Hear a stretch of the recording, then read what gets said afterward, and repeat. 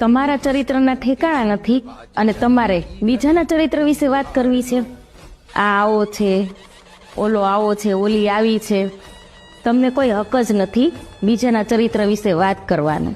સૌથી પહેલા તમે કેવા છો ને એ જુઓ. તમે કઈ રાજા રામ નથી કે સતી સીતા નથી. તમે કઈ હરિશ્ચંદ્રના ગાડામાંથી નથી પડ્યા. એટલે છે ને સૌથી પહેલી પંચાત તમે તમારા ચરિત્રની કરો. તમારી પોતાની, તમારા ઘરની, તમારા પરિવારની, તમારા સમાજની, આ બધાયના ચરિત્રની વાતો કરતા થાકો ને તો ગામના ચરિત્રની વાતો કરજો કે આ આવો છે ને આ આવો છે ને આ આવો છે. પછી તમને આ બધી વાતો શોભા દેશે. બરાબર?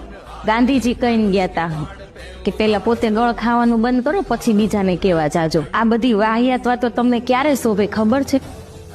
જ્યારે તમે તમારા ચરિત્રની પંચાત કરો, ગામનું, ઘરનું, કુટુંબનું, આ બધાયની પંચાત કરીને નવરા થાવ ને પછી અહીંયા સુધી પહોંચવું તો તમને શોભા દેશે. સમજી ગયા? તમારા ચરિત્ર